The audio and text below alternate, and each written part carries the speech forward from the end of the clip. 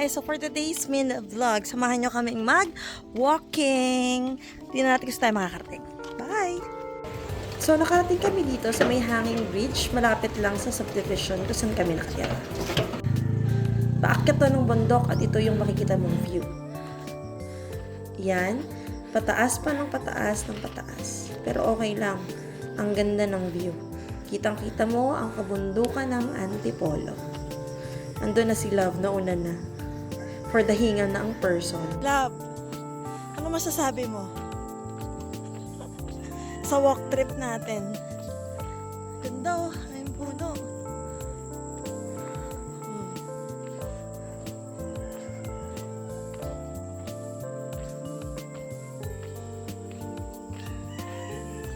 Falls, wow. Ano reaction? Reaction video lab.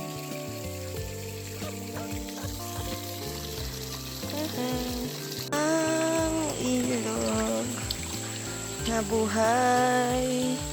Nabuhay. Isa talaga sa pinaka na-enjoy ko sa pag-walk namin with nature is yung sariwang hangin at yung lagaslas ng tubig dito sa ilog. Tapos, ang daming puno, nakaka-relax, parang time out sa magulong mundo. At pauwi na kami. Kita niyo yung bundok sa unahan? Doon pa kami pupunta. Kita niyo yun? Yun. Ito. Doon pa kami pupunta. Pababa. Sakit ulit.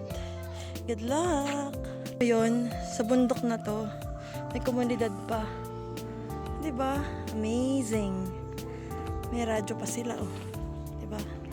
Kakahingal, okay lang kasi naing puno, ang ganda. Mix of blue and green, diba? Amazing. Sa paglalakad namin, meron din kami nakikitang mga bulaklak kagaya nito.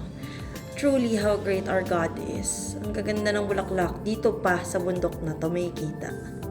Just being with nature talaga makes me feel relaxed. Kahit nakakapagod, sulit. After ng pababa, iilog crossing tayo. Tapos, pataas ulit. And, river crossing. Pwede ka rin naman sa tulay. Kung gusto mo. Pwede rin dito. Ayan si Dab. Tumatawid ng ilog. Kaya tulad ni Kuya, nadaan sa tubig. Hi! Oo, dahil adventurous po. Dito ako sa batuhan.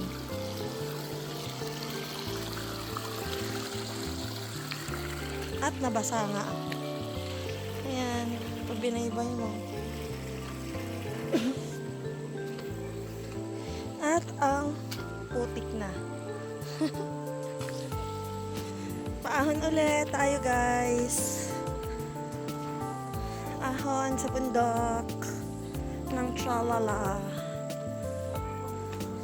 Meron na kaming exercise for the day. Nararamdaman nyo ba yung hingal ng pataas? That's the paahon. Ilang ahon pa yan.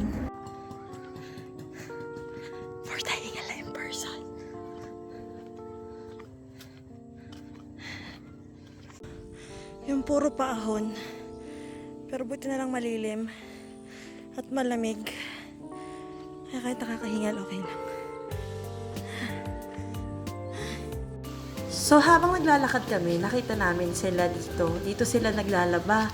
Meron bang lumalabas na malinis na tubig dito. Ayan o, kita nyo?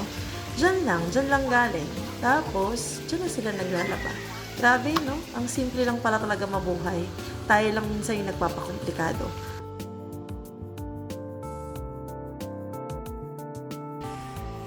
So, papunta na po kami ngayon sa Daraitan. Nasa Tinipak River na po kami.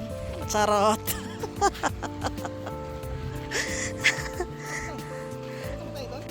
So, ayan. Dito na kami sa may ilog. Ito yung baba ng hanging bridge yung dinaanan namin kanina.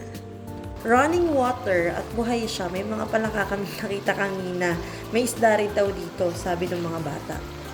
Sayang lang kasi hindi na alagaan. May mga basura rin kami nakita along the way. So ayan, dito na ulit kami sa may hanging bridge. Alam niyo ba, nung bata ako dati, kahoy lang to. Tapos dinevelop. Ngayon, bakal na siya. Kayo din guys, share nyo naman yung mga walk with nature trip nyo dyan sa inyo. Baka pwede nyo rin i-share. Tara, sharean tayo. Panood din ako ng mga videos niya. Comment nyo lang dyan sa comment section kung saan ko mapapanood yung walk trip nyo. Ayun lang guys, na-share ko lang. Thank you sa pagsama sa walk trip namin mag-asawa. Till next time, see you! Bye!